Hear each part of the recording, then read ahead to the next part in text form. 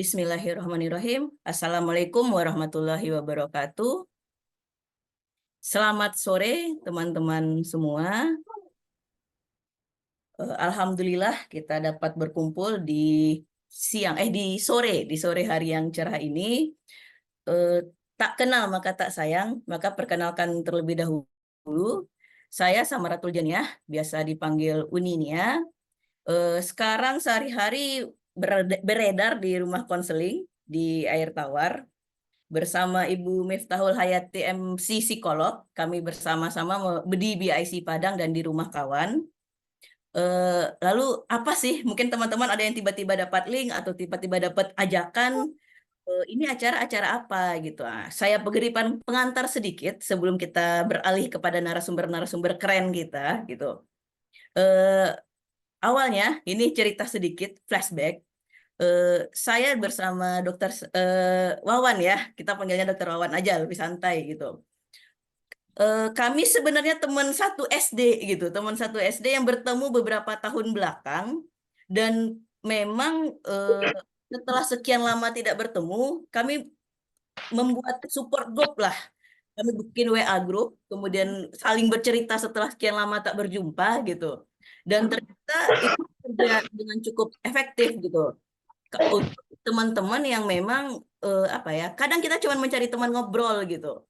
Nah, kemudian beberapa minggu ke belakang gitu, kami menemukan bahwa ternyata banyak orang yang merasa kesepian, banyak orang yang depresi. Bahkan terakhir kita menemukan mahasiswa-mahasiswa kedokteran yang berada dalam pendidikan, mereka ada yang sampai bunuh diri, ada yang sampai self harm, bahkan beberapa kami menemukan ada yang memang sudah konsultasi pada psikolog dan pada psikiater gitu. Nah, jadi pengen tahu sih secara ngobrol di sore hari ini apa sih yang terjadi gitu. Maka kami pengen kalau untuk saya sendiri di Kota Padang, kami ingin minimal lah di Kota Padang ini hal-hal seperti ini sudah tidak menjadi hal yang tabu untuk kita bicarakan gitu tentang dunia kesehatan mental. Tidak lama memperpanjang mukadimah, saya serahkan kepada moderator kita yang luar biasa, Dokter Wawan. Kita silahkan nanti dipandu ya Pak Dok ya. Insya Allah. Oke, silakan Pak Dokter. Baik, Assalamualaikum warahmatullahi wabarakatuh. Terima kasih kita ucapkan kepada Nia setelah acara tadi. Baik, rekan-rekan sekalian, izin tahun Bu Devi. Jadi kesempatan kali ini sebelum kita mulai acara, mungkin bagi ada yang belum kenal, saya memperkenalkan diri. Saya Dr. Seri Gunawan. Jadi sekarang sedang PPDS, lagi mengambil dokter spesialis di bagian THT-KL di Kaunan. Mungkin untuk selanjutnya, di perkenalan singkatnya itu aja. Tanya mungkin kita ada dua materi ya hari ini. Yang pertama akan diberikan oleh Dr. Abi Solmais, spesialis kejiwaan. Kemudian yang kedua nanti akan diberikan materi oleh Ibu Devi, ya, psikolog. Dan mudah-mudahan teman-teman semua bahwa sebenarnya acara yang kita coba angkatkan kesempatan kali ini adalah berangkat dari kerisauan kita terhadap kondisi mental health di ranah pendidikan kesehatan, baik di kedokteran ataupun keperawatan, di mana beberapa waktu belakangan beberapa studi juga kita baca menunjukkan adanya kecenderungan bagi tenaga-tenaga kesehatan untuk lebih mengalami depresi. Tentu itu disebabkan oleh beberapa hal yang nantinya insya Allah akan dibahas oleh pemateri kita. Baik, tanpa memperpanjang waktu, mungkin yang pertama selanjutnya kita serahkan waktu kepada Dr. Edi Sauma, spesialis kejiwaan, untuk memberikan materi dan berikan pencerahan kepada kita, kepada dokter. Baik, terima kasih. Assalamualaikum warahmatullahi wabarakatuh. Satu. Saya izin share screen ya sebentar.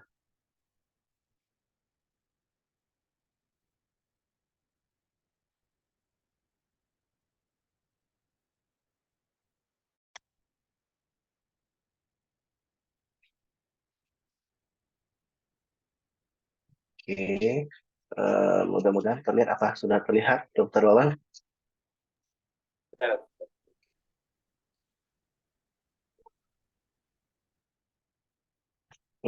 Suara saya apa terdengar jelas? Sepertinya sinyal di sini agak kurang bagus.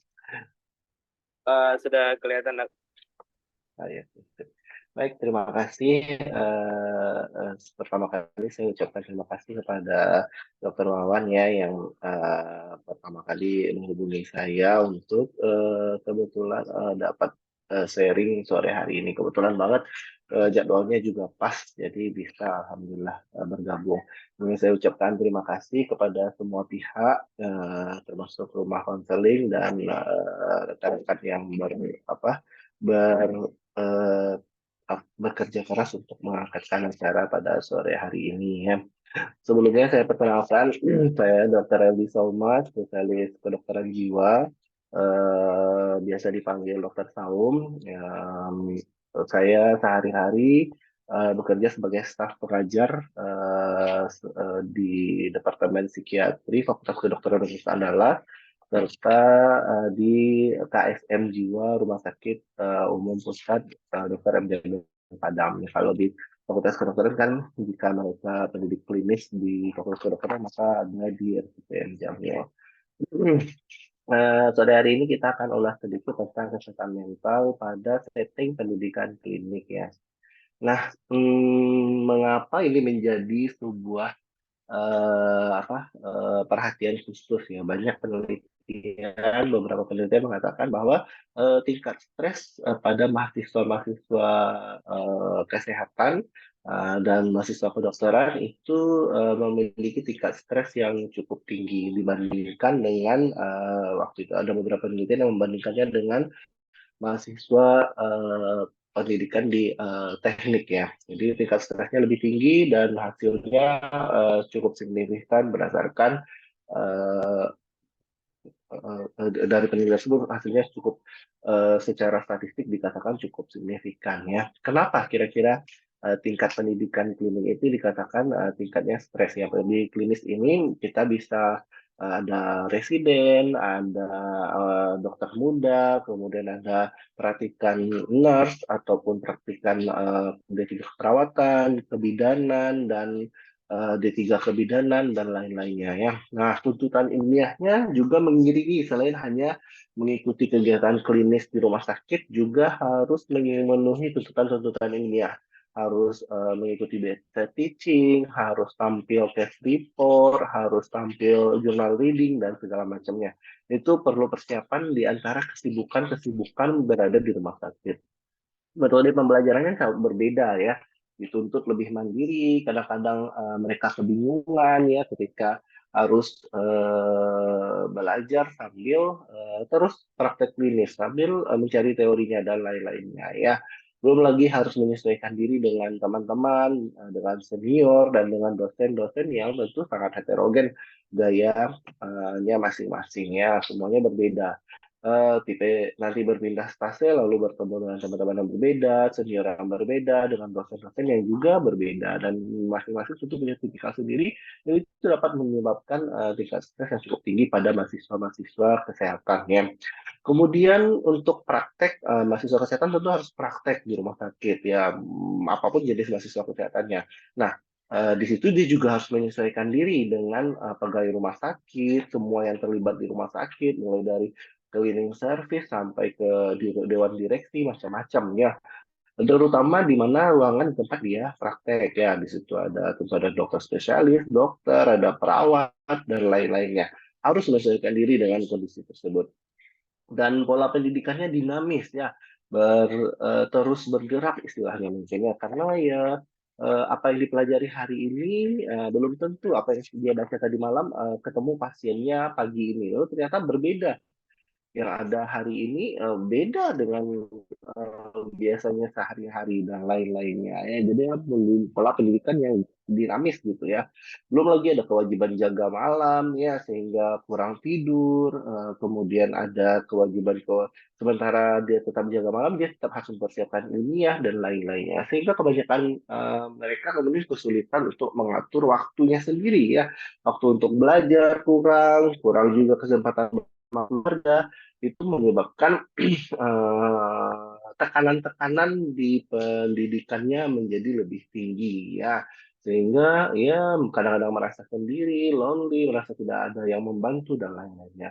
Belum termasuk faktor-faktor eksternal termasuk misalnya kesulitan ekonomi atau ketidakharmonisan di rumah tangga atau pola pendidikan sebelumnya dari di rumah tangga yang berbeda, perceraian orang tua dan lain-lainnya ya. Jadi banyak sekali faktor-faktor yang membuat seseorang ya kemudian menjadi stres ya. Tidak hanya ke pendidikannya saja, tapi juga ada faktor eksternal lainnya ya, termasuk bagaimana dia dididik dari kecilnya ya. Di rumahnya ada masalah, sementara di klinis dia harus di apa di pendidikannya harus segera tampil, harus segera menyelesaikan ilmiah dan lain-lainnya, itu menyebabkan tingkat stres yang cukup tinggi. Dan jika dia berlarut, ini bisa menghambat kemajuan studi. Akhirnya apa yang terjadi? Dia bisa mengalami burnout ya. Jadi dia merasa lelah secara fisik dan emosional, udah nggak sanggup lagi istilahnya ya. Udah mengalami udah mahal udah nggak bisa lagi ya. Jadinya burnout ya. Akhirnya lelah secara fisik dan emosional dan kemajuan studinya jauh-jauh terhambat ya. Dan kondisi ini jika dibiarkan terus-menerus dapat memicu gangguan mental emosional ya, bisa menyebabkan depresi, bisa menyebabkan kecemasan, panik, dan semua gangguan mental yang muncul. Bisa saja seseorang itu sebenarnya sudah punya kerentanan sebelumnya, ya.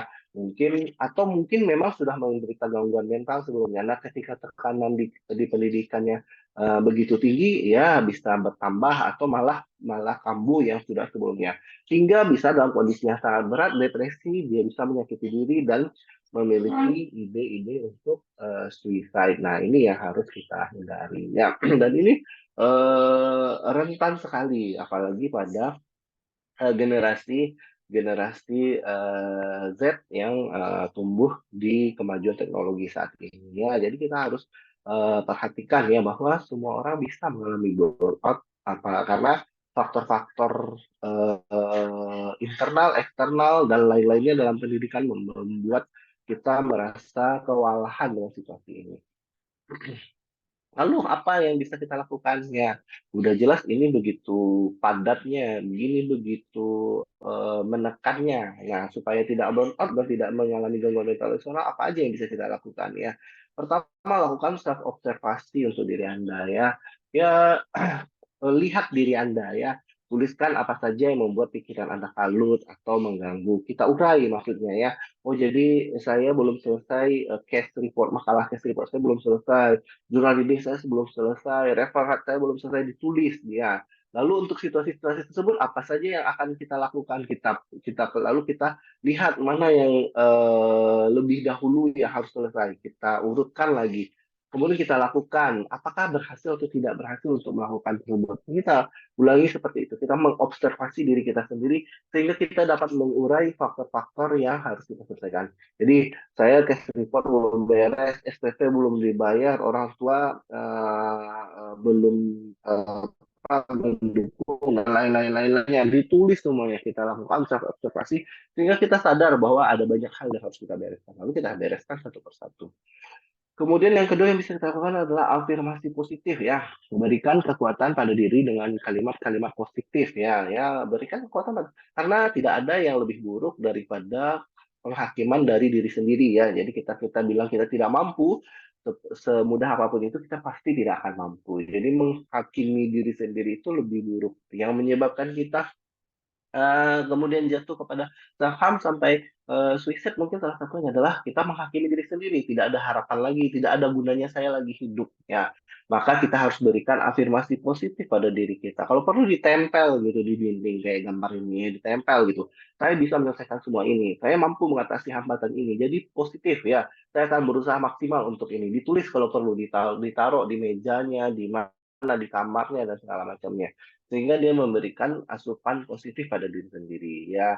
Karena afirmasi negatif atau judge dari diri kita sendiri lebih buruk, jauh lebih buruk daripada judge orang lain. Orang lain menjudge kita memang buruk dan kita tidak nyaman untuk itu. Tapi ketika kita sendiri yang menjudge diri kita sendiri, kita jauh lebih buruk. Kita lakukan afirmasi positif untuk diri kita sendiri.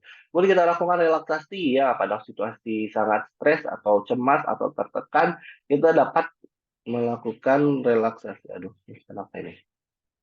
Bentar ya.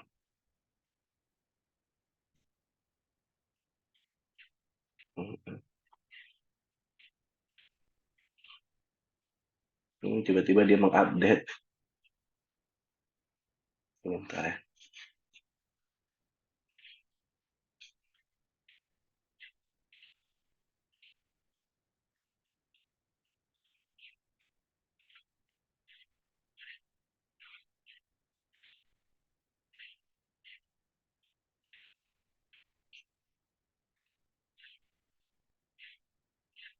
Mohon maaf ya, ada kendala teknis ya. Kemudian pada kondisi kita sangat cemas, sangat stres, nah, kita lakukan relaksasi ya. Kita atur posisi, kita atur nafas, kita kencangkan dan kendurkan otot, dan berikan afirmasi positif untuk diri Anda. Saya kira nanti akan ada yang lebih lanjut membahasnya ya, karena saya lihat di di di jadwal ada sesi relaksasinya ya. Kemudian apa yang perlu kita lakukan lagi? Manajemen waktu ya. Nah, ini yang paling sulit ketika kita berada di pendidikan kesehatan ya. Kita butuh waktu sebenarnya aja, tapi kita memanajemennya yang kesulitan kadang-kadang. Jadi kita terpaksa membuat prioritas waktu. Jadi kita tetapkan waktu kapan kita untuk mengerjakan tugas dan kita patuhi.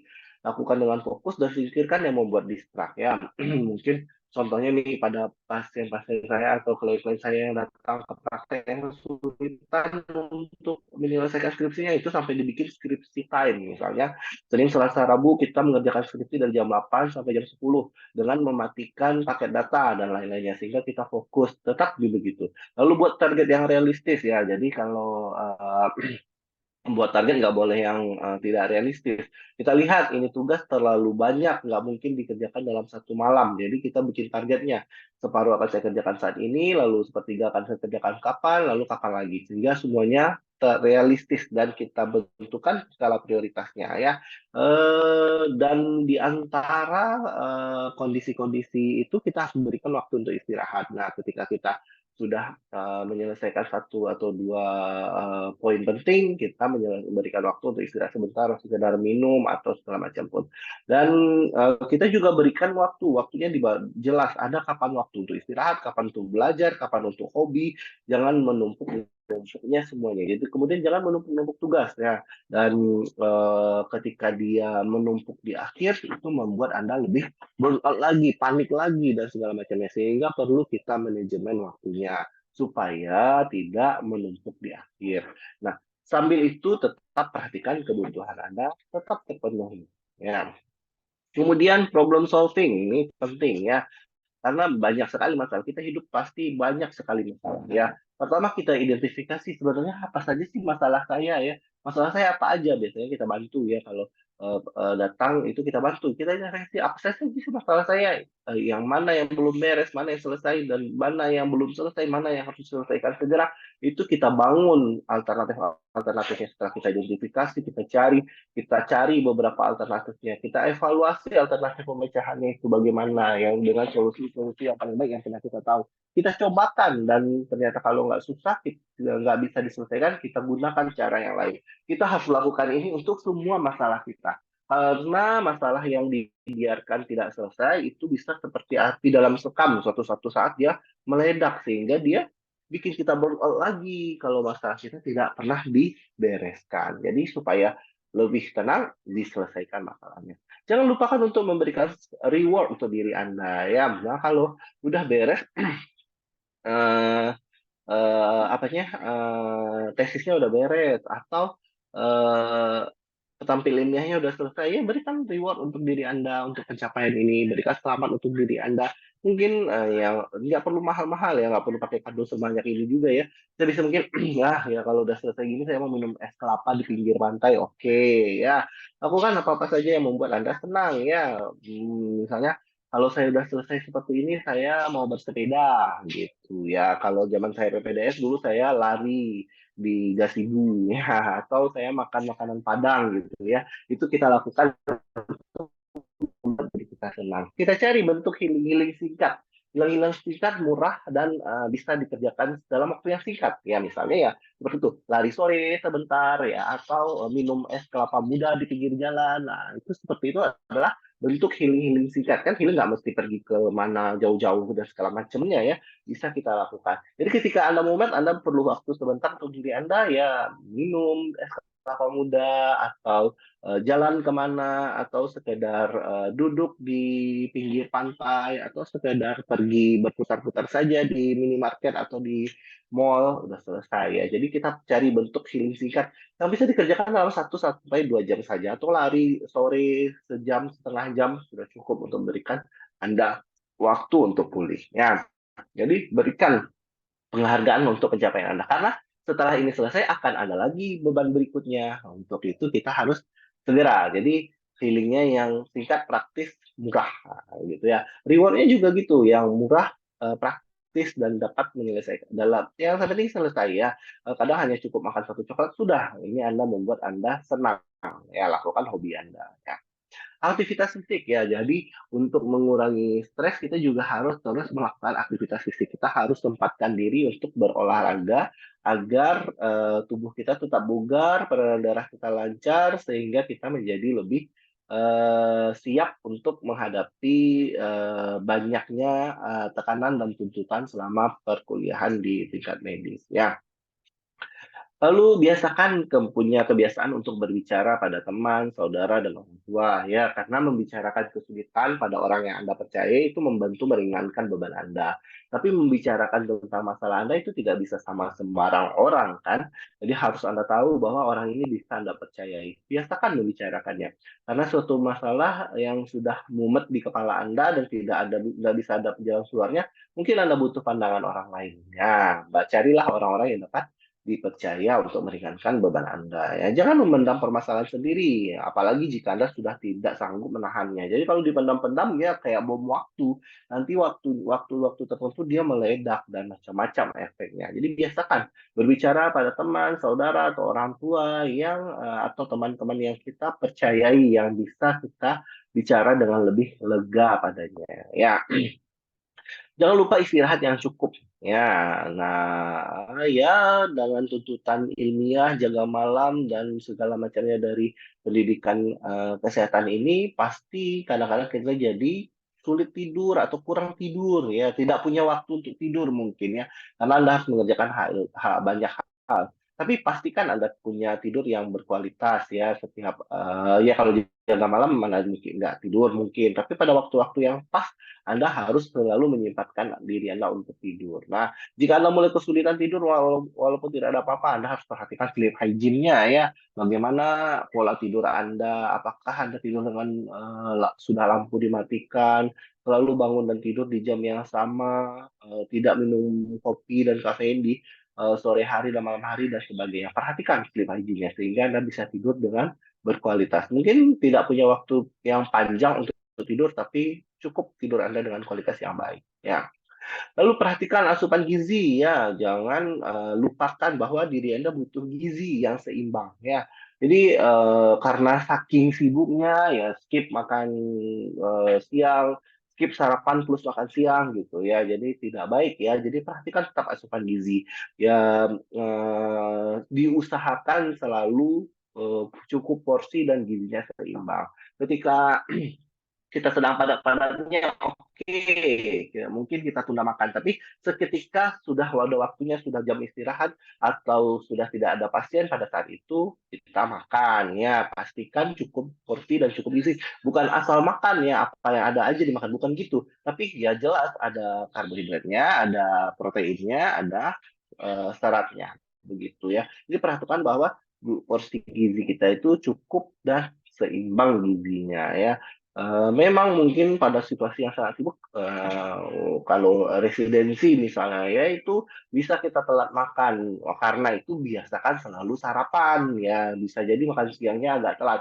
Saya menyadari karena saya juga PPDS dulu juga gitu, makan siangnya jadi sedikit terlambat karena banyak beban, hal-hal yang harus kita bereskan. Makanya selalu sempatkan untuk sarapan contohnya ya, lalu makan siangnya nanti kalau tertunda ya kita ganjal dulu perutnya dengan sesuatu yang ringkas ya. Ini kan ada nih dari UNICEF ya, isi piringku gizi seimbang, bisa dilihat aja ya. Jadi cukup porsi dan gizinya harus seimbang. Lalu kapan Anda sudah butuh bantuan profesional? Sudah nggak bisa lagi nih, harus segera berkonsultasi nih.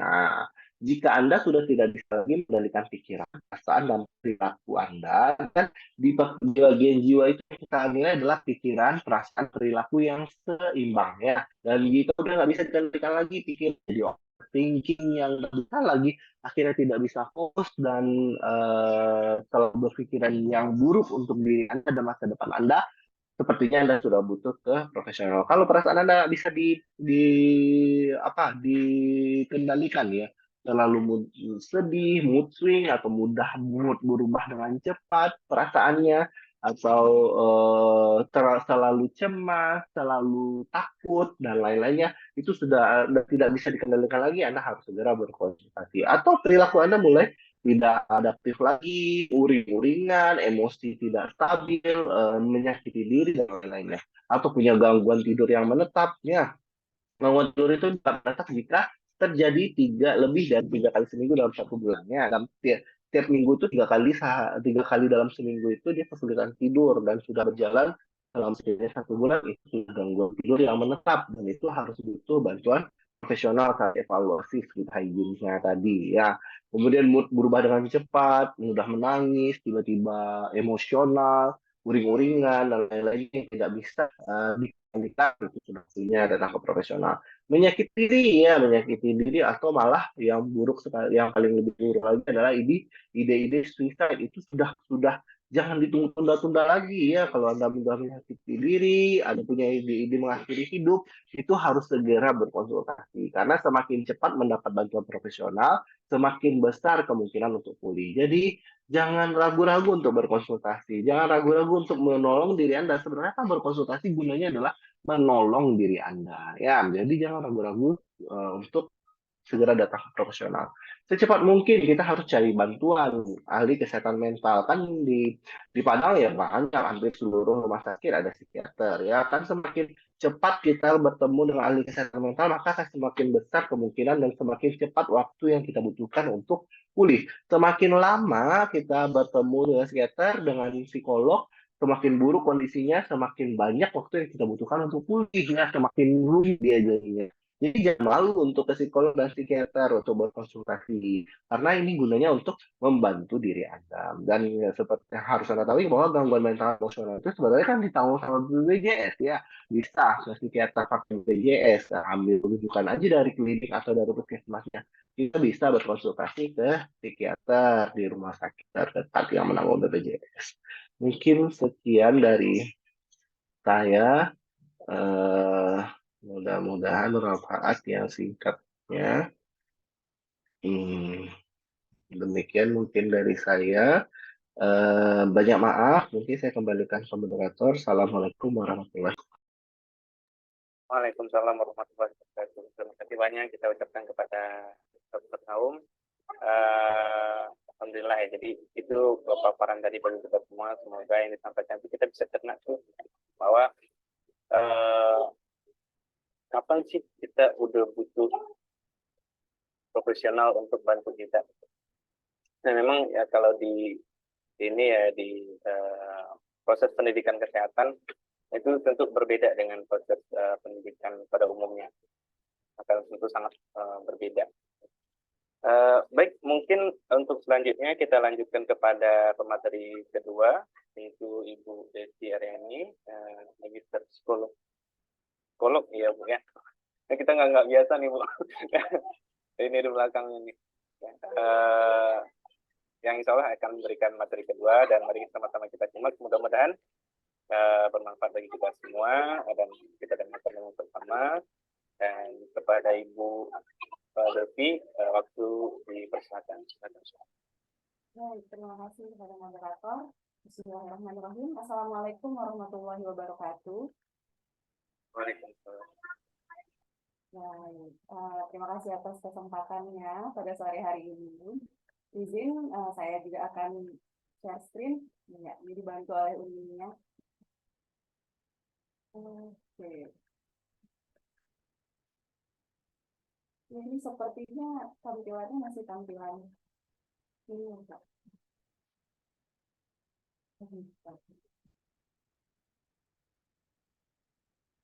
Karena ini ganti laptop tadinya, Dok. Jadi tampaknya belum bisa terbuka di laptop yang ini. Izin sama Kak Nia dulu. Kak, sudah bisa, Kak?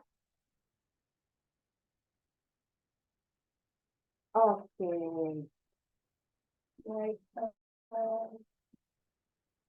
Nah, saya di sini mungkin akan melengkapi presentasi dari dokter sebelumnya tentang gangguan mental atau gangguan jiwa di kalangan mahasiswa kedokteran. Kenapa ini jadi bahasan yang cukup menarik? Karena seperti fenomena yang tadi dijelaskan oleh Kak Nia sebelumnya, ya, kasus-kasus bunuh diri terjadinya malah di mahasiswa kedokteran yang seharusnya kita rasakan mungkin cukup banyak sumber daya yang bisa dimanfaatkan di kampus untuk membantu. Begitu. Ya, boleh Kak lanjut. Perkenalan sedikit. Baik, nama saya Devi. Saat ini sebagai psikolog yang berpraktik di IC Padang dan juga di Padang Sehat. Kemudian juga jadi pengurus di IPK Indonesia Wilayah Sumatera Barat di bidang pendidikan. Lanjut, Kak. Nah, kenapa saya mengangkatnya mengenai well-being-nya? Karena mungkin untuk latar belakang kedokteran dari Dokter Saum lebih kecil ya. Apakah sudah cukup jelas?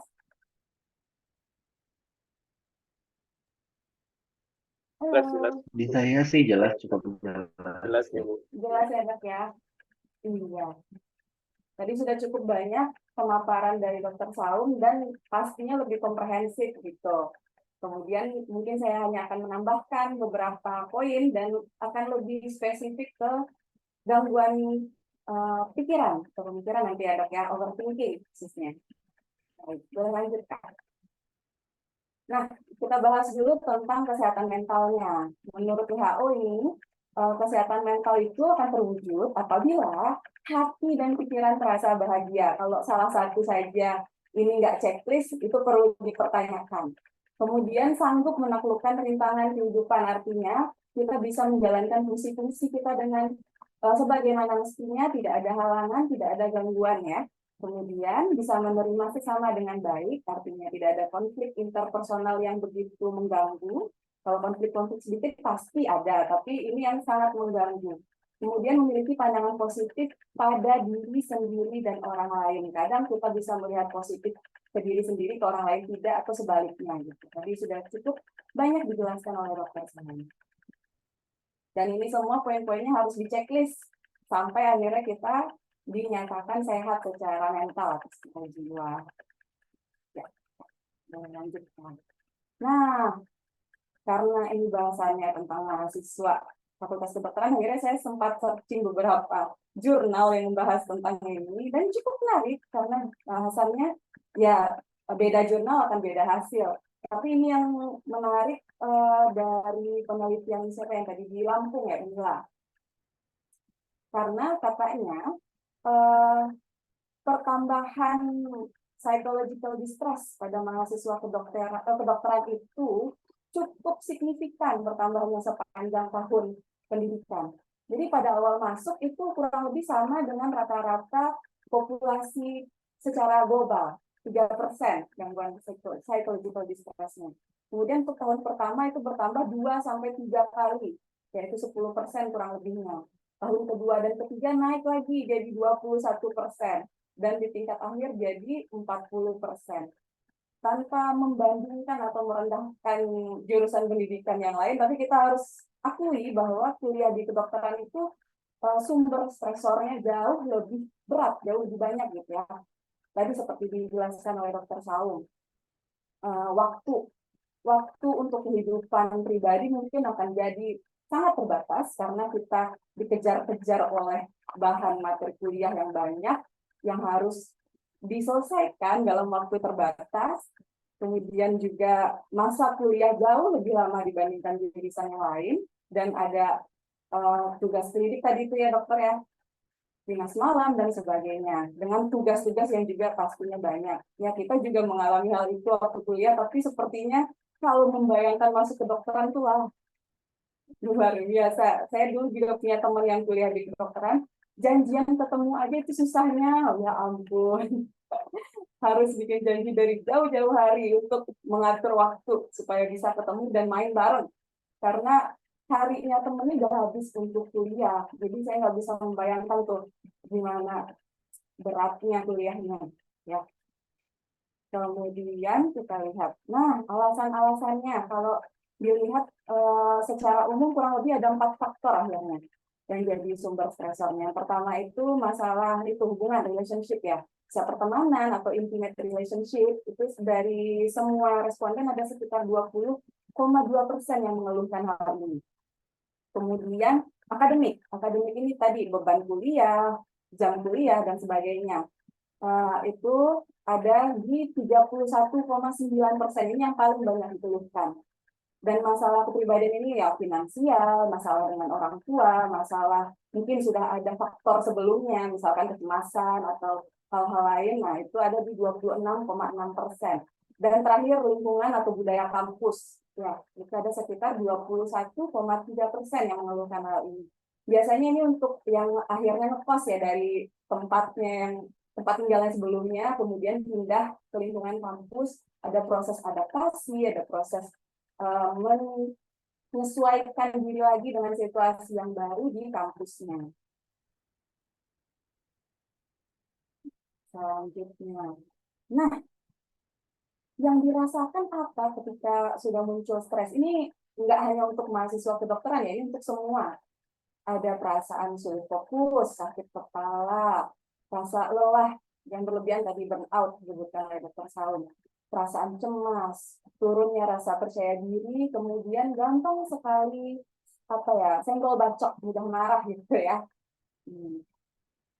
Kita lihat. Nah, untuk perasaan yang dirasakan tadi setelah munculnya stres ini, itu adalah alarm alami dari tubuh kita. Dan itu merupakan tanda bahwa tubuh kita sudah butuh diperhatikan. Jadi tidak selalu berarti negatif perasaan-perasaan itu tadi. Ketika itu sudah muncul dan kita sudah mulai mengenali ada perubahan-perubahan yang kita rasakan, wah ini sepertinya ada yang salah ini dari tubuh, ada yang sudah mungkin kemarin-kemarin belum diperhatikan, jadi sekarang jadi lebih memperhatikannya. Kemudian perasaan-perasaan yang tadi yang muncul setelah adanya stres itu akan berbeda-beda pada setiap orang. Intensitasnya ya, kuat atau rendahnya perasaan tersebut tergantung sumber stresornya. Kemudian hal ini bisa menjadi gangguan atau hanya sekedar alarm alami kalau gejala-gejala itu dilihat waktu atau durasinya, berapa lama gejala tersebut muncul atau dirasakan. Kemudian apakah gejala-gejala tersebut menimbulkan kesulitan untuk melakukan fungsi sehari-hari atau tidak. Misal, jadi menunda-nunda pekerjaan atau justru tugas tidak diselesaikan, memilih untuk bolos atau tidak datang ke kampus, dan sebagainya. Gitu ya. Nah, ini kalau tidak ditangani, mungkin terlihatnya hanya sesekali tidak masalah, tapi kalau misalkan sudah muncul lebih dari 1 minggu misalnya dok ya, atau lebih dari itu, dan sudah mengganggu kegiatan sehari-hari, perlu dilakukan atau ditangani dengan serius sebelum menjadi gangguan mental yang lebih berat, misal kecemasan atau depresi. Nah, untuk selanjutnya saya akan memfokuskan pembahasan kita lebih ke overthinking sebagai sumber ketidakbahagiaan. Mungkin tadi ada 4 faktor itu, tapi hal itu dipengaruhi dari bagaimana cara kita mempersepsikan atau menilai si sumber stresor itu. Semua mahasiswa kedokteran pasti merasakan stresor tersebut, tapi ada yang mengalami gangguan mental, ada yang tidak. Nah, kenapa? Karena ini overthinking bisa jadi sumber ketidakbahagiaan. Jadi biasanya mungkin stresor awalnya itu tidak terlalu besar, tapi kita lupa kemampuan otak kita dalam mengolah informasi itu sangat rentan bias. Ini yang bisa jadi pemicu masalah yang lebih serius. Next. Nah, overthinking itu apa? Overthinking itu adalah memikirkan satu hal secara berlebihan dan hanya melihat dari sisi buruknya saja. Kita mungkin nggak bisa menghentikan apa yang kita pikirkan, tapi kalau yang dilihat hanya sensasi negatifnya, efek emosional negatifnya, dan hal-hal buruk tanpa ada satu solusi dari apa yang kita pikirkan, nah itu masuknya ke overthinking. Kalau istilah klinisnya itu overthinking rumination. Jadi kita seperti hewan memamah biak, jadi diulang-ulang, pikirannya diulang-ulang, ulang-ulang terus. Dan itu yang akhirnya bisa menjadi gangguan psikologis. Nah, ini munculnya karena tidak adanya kepastian atau validasi terhadap apa yang kita pikirkan. Akhirnya kita berputar-putar di pikiran kita itu saja. Lalu terbentuk ketika pola sirkulasi pikiran ruminasi itu terjadi terhadap masa lalu atau mengkhawatirkan sesuatu yang belum terjadi. Jadi ada 2 hal yang biasanya di overthinkingkan. Apakah itu kejadian di masa lalu dan yang belum terjadi, bukan yang saat ini ya.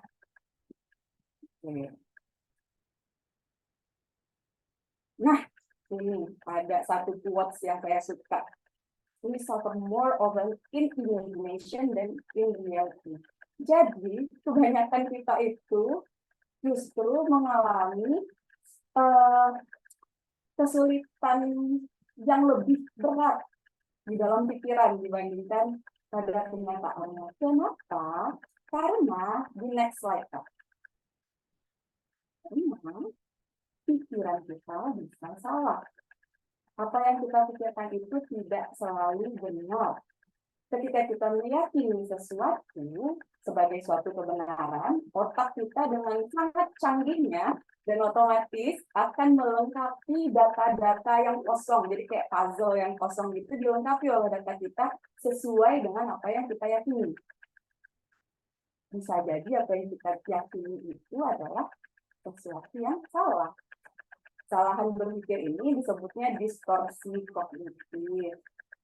Karena kalau dulu saya belajarnya itu dok, otak kita itu memang punya kecenderungan cepat dalam mengambil kesimpulan ya dok ya. Nah itulah, jadi ada beberapa jenis nanti distorsi kognitif ini yang bisa memunculkan pikiran yang salah dan akhirnya mengganggu kita dalam berperilaku. Apa saja distorsi kognitifnya? Itu ada di slide selanjutnya Pak. Nah, ada 9 nih. Ada mental filter. Ketika kita fokus pada hal negatif dan mengabaikan hal yang positif. Misal, ini secara umum sudah menarik nih, tapi karena hidungnya pesek, dia jadi insecure. Padahal yang lainnya nggak ada masalah. Kemudian ada mind reading. Ketika kita seolah-olah bisa membaca apa yang dipikirkan orang lain tanpa konfirmasi. Misal, istri nelfon suami, terus nggak diangkat-angkat. Akhirnya bikin kesimpulan, oh ini pergi sangat lapar pasti. Nah, yang ketiga ada all or nothing thinking. Ini tuh menginterpretasikan segala sesuatu itu hanya hitam atau putih saja, nggak ada yang di tengah-tengah. Ini harus semuanya perfect misal. Kalau nilai itu tidak A, artinya aku gagal. Padahal yang nggak A cuma 1. Gitu. Kemudian ada labeling. Labeling itu menentukan identitas diri berdasarkan kegagalan atau kesalahan. Contoh, ya memang itu saya, memang sial dari dulu. Gitu. Padahal kesialannya cuma 1 atau 2 kali, tapi sudah menggambarkan dirinya sebagai orang yang sial.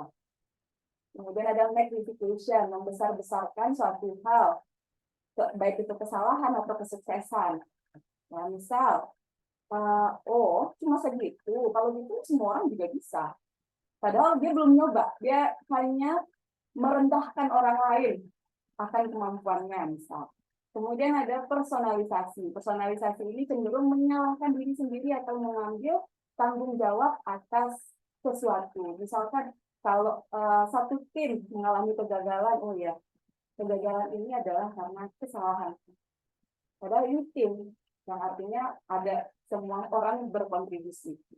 Kemudian ada should, ini mengharuskan. Misalnya, saya harus membuat orang menyukai saya. Padahal kan tidak harus. Siapa yang mengharuskan semua orang harus suka? Bisa aja orang nggak suka kan. Terus overgeneralisir. Nah, overgeneralisir ini pengalaman buruk sebagai standar untuk menilai secara keseluruhan. Contoh, pengalaman anak dengan ayah yang selingkuh menumbuhkan keyakinan bahwa semua laki-laki itu suka selingkuh. Padahal dia belum melihat yang lain, tapi sudah menggeneralisasikan. Ada juga diskualifikasi positif, menolak pengalaman positif yang bersikeras itu bukan apa-apa.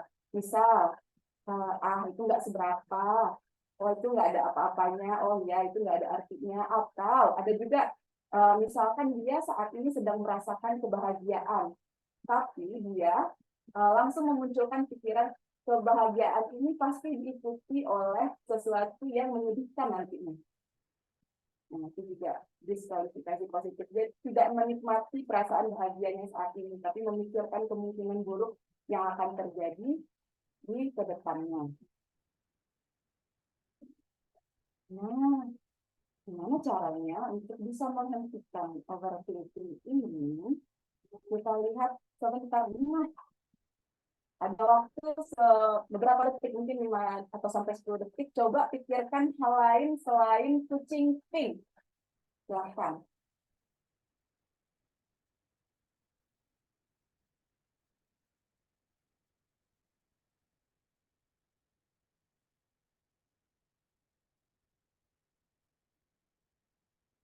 Iya, apa yang muncul kira-kira?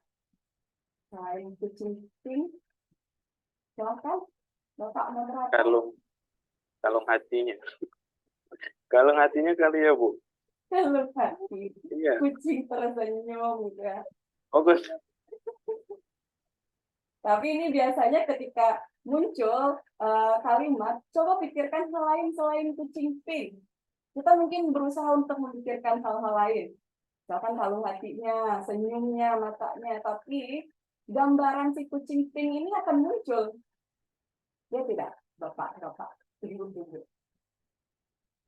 Iya, karena ini sudah otomatis. Kita nggak bisa menghentikan proses berpikir kita. Ketika mendapatkan stimulasi tertentu, otomatis dia langsung muncul. Iya nih kata-katanya. Si kucing pinknya muncul di bayangan gitu ya, di pikiran kita. Nah, jadi kalau kita mengalami overthinking itu, yang pertama yang perlu dilakukan adalah kita sadari dan terima. Apalagi sambil terus lihat gambar kecilnya. Iya. Nah, disadari dan diterima dulu. Sadari kapan dan apa yang jadi pemicu overthinkingnya. Apa yang dipikirkan, apa yang dirasakan, itu kita sadari. Kemudian diterima pikiran dan perasaan negatifnya. Perasaan dan pikiran negatif ini tidak sepenuhnya jahat, tapi kalau ini kita ubah cara berpikirnya, bisa jadi ini ada pesan yang dimaksudkan untuk tubuh kita. Jadi kemudian ketika kita sudah menerima dan menyadari hal ini, kita perlu mengubah pikiran dan perasaan-perasaan negatif tadi. Kalimatnya yang bisa digunakan, oh iya, saya memang sedang overthinking terhadap sesuatu yang saya pikirkan tadi. Diterima dulu, ya saya sedang overthinking. Kemudian diam sejenak, mulai atur nafas, lalu mulai berpikir lagi, apakah pikiran yang saya pikirkan itu solusi atau tidak. Kalau sudah ada jawabannya, baru lakukan perilaku selanjutnya. Dan itu memang tidak mudah karena apa? Karena next slide, Kak. Karena pikiran adalah bagian dari pengalaman hidup manusia dan tidak ada yang salah dengan berpikir. Namun menjadi tidak sehat ketika pikiran yang muncul adalah pikiran berulang dan fokus pada sensasi negatif dan tidak produktif. Kenali situasi yang dapat menimbulkan overthinking dan gejala-gejala yang dirasakan, sehingga ketika kita berada di situasi serupa, kita akan tahu, oh ya, saya sedang mengalami overthinking tentang ini. Lalu baru memikirkan kemudian. Dan saya akan melakukan ini untuk memperbaikinya, misal, atau hal lain yang bisa dilakukan. Nanti ada sesi relaksasi dengan Kak-nya, mungkin nanti akan dijelaskan juga, ini juga nyambung sama pembahasan atau topik dari Dr. Saur tadi. Ya, nah, setelah sadari dan terima, kita bisa menggunakan teknik mindfulness. Menyediakan diri atau memberikan diri secara menyeluruh pada momen saat ini. Ya, next step. Nah, kemudian mindful atau mindful. Jadi yang pertama itu gambar orangnya penuh, padahal yang dia lihat di depan hanya 4 pohon dan matahari. Itu yang dilihat oleh si anjingnya. Ini gambar ini sudah sangat sering terlihat mungkin kalau teman-teman sering ikut di pembahasan tentang kesehatan mental. Karena biasanya pikiran kita tuh udah penuh duluan. Kita tidak menyadari apa yang ada di depan, tapi sudah banyak sekali yang dipikirkan. Mendorong kesadaran penuh, yang pertama, rasakan setiap sensasi yang dirasakan oleh panca indera kita saat ini. Misalkan saat ini saya sedang duduk, saya bisa merasakan ini kursi cukup empuk, kemudian saya merasakan tekstur dari baju yang saya pakai, kerudung yang saya pakai, juga ini respon yang cukup tepat gitunya, rasa sensasinya. Kemudian perhatikan hal detail yang ada hanya pada saat ini. Oke, kita lihat selanjutnya. Nah, ini ada beberapa juga cara untuk lebih mindful. Yang pertama ada mengatur pernapasan. Nanti akan ada ya Kak ya. Kemudian ada walking meditation. Ini mirip-mirip dengan grounding sebenarnya. Kalau teman-teman sering ikut juga informasi tentang grounding ini. Kemudian ada mindful eating, bagaimana kita menikmati porsi makanan kita pada saat itu tanpa dipengaruhi oleh hal lain atau kegiatan lain. Ada body scanning, seperti yang tadi saya lakukan, ini sensasi baju yang saya rasakan, dan latihan panca indera. Apa yang kita lihat, apa yang kita dengar, apa yang kita rasakan. Kemudian ada grounding di sini.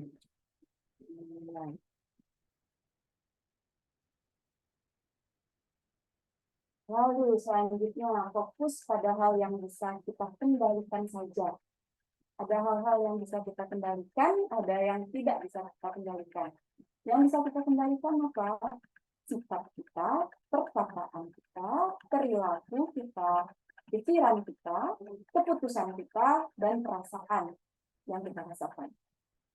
Di luar itu tidak bisa kita kendalikan, jadi kita terima saja.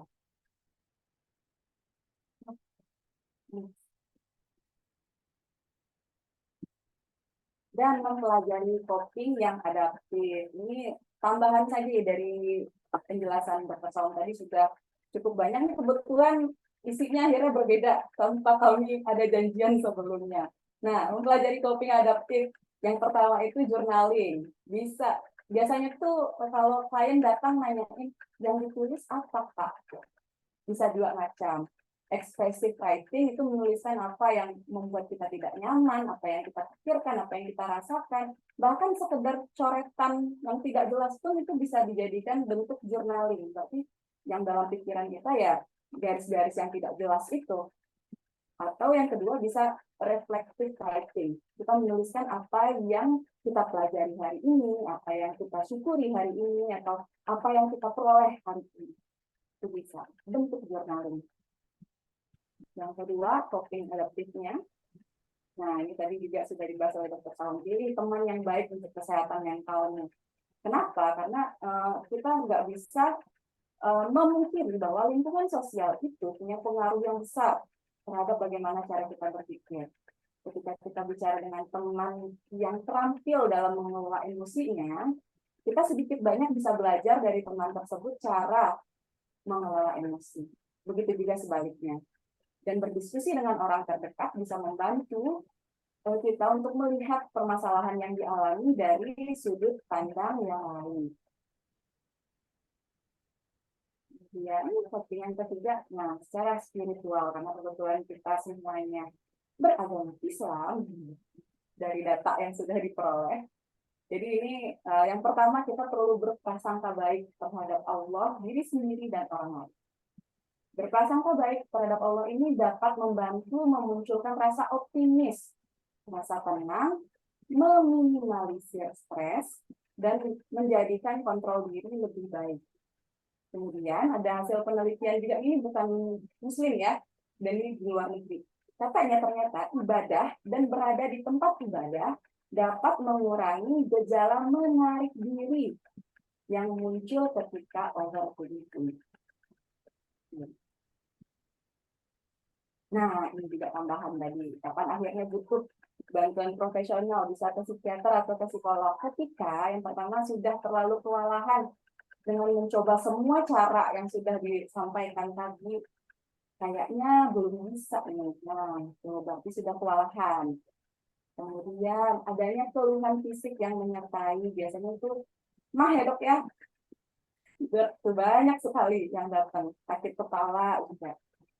Dan yang terakhir sudah berdampak pada kualitas hidup atau fungsi sehari-hari.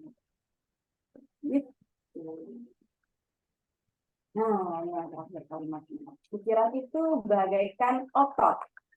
Makin sering kita latih, makin kuat dan makin mampu dia untuk berkembang. Baik. Ini sudah slide yang terakhir. Dari saya sekian, saya kembalikan ke moderator. Terima kasih. Terima kasih Bu Devi, materinya pengumpahannya bagus, luar biasa sekali.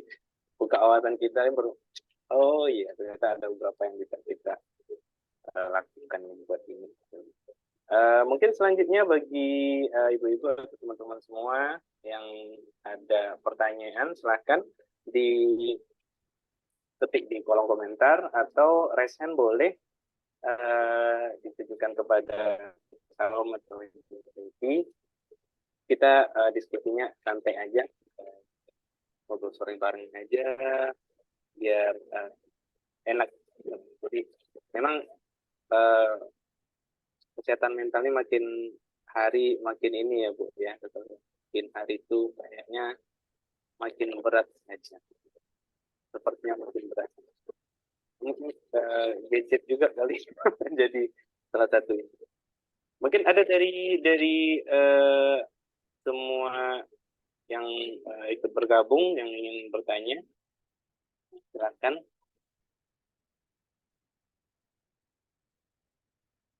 Resen atau langsung saja? Ada? Ya tuh kayaknya sudah paham semua nih. Mungkin saya yang bertanya kali ya, karena banyak yang ini ya, bersama Bu Devi kita banyak yang jadi benar-benar gitu.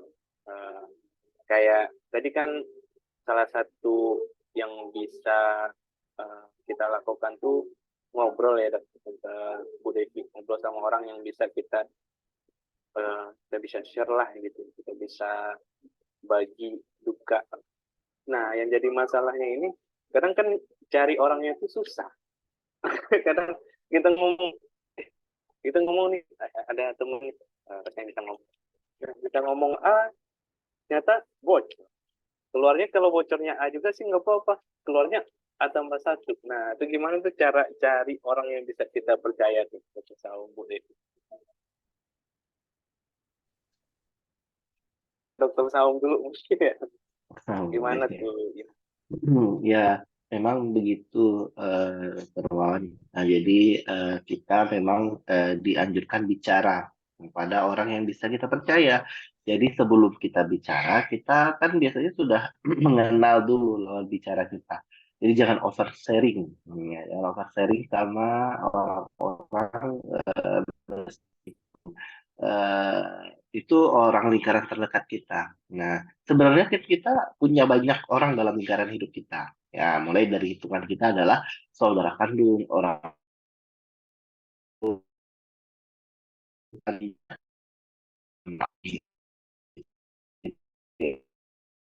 sebenarnya kita itu ya masing-masing punya kepribadian tertentu. Nah, tentu kita masing-masing punya preferensi istilahnya ya. Jadi connect sama seseorang tertentu. Nah, ya, beberapa tertentu, tipikal orang tertentu. Nah, jadi pertama ini adalah yang connect sama kita. Ya. Jadi kan kita kan kita nggak bisa connect dengan semua orang. Ya, mungkin A dengan B.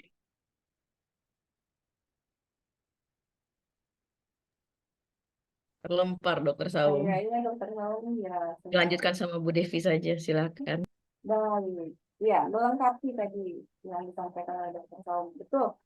Secara apa ya? Secara kepribadian kita pasti punya preferensi orang-orang yang kira-kira cocok dengan kita atau tidak, begitu untuk membagikan permasalahan. Terkadang juga, nah ini dokter Saum masuk. Terkadang juga ada perasaan mungkin tidak enak mau cerita karena takut membebani. Ya, orang lain juga punya masalah. Gitu. Kadang-kadang ada muncul pemikiran seperti itu. Nah, tapi ketika kita mulai mencoba untuk mau terbuka, bercerita, orang lain pun akan merasa, oh iya, berarti orang ini juga merasakan permasalahan mungkin tidak sama persis, tapi bisa jadi ada kemiripan yang akhirnya saling berbagi, saling menemukan solusi bersama gitu. Atau yang terakhir, berarti bisa ke profesional gitu ya dok ya, bisa ke psikolog atau ke psikiater kalau misalkan memang masih bingung atau masih ragu kira-kira siapa yang bisa dipercaya untuk bercerita. Karena kalau datang ke psikolog atau ke psikiater kita pasti akan menjaga kerahasiaan karena itu masuk salah satu kode etik ya dok. Gitu.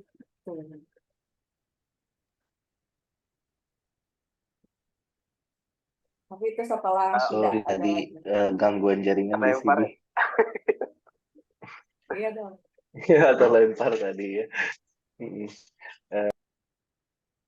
Lagi. Dokter Saumnya. Terlempar lagi dokter Saungnya kayaknya. Ya, mungkin ada yang ini lagi yang ingin ditanyakan lagi dari teman-teman yang hadir. Sebenarnya banyak yang bisa kita bahas ya Bu. Yang salah satunya juga oh ada yang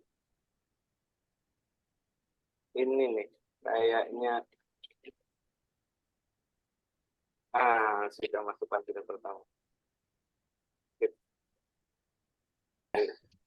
Ya, terlempar jadi pindah tempat dulu. Udah jelas belum ya? Sudah kayak sudah jelas. Baik. Jadi soalnya sinyalnya error kayaknya di dalam, jadi saya pindah dulu keluar. Ya. Jadi masih topiknya sama ya soal teman ya. Saya nggak tahu Masih nih dong, masih. selama Iya, iya. terlempar tadi apa udah ganti topik terus Ah, masih ya. Ya jadi begitu. Pertama kita cari dulu teman yang connect ya.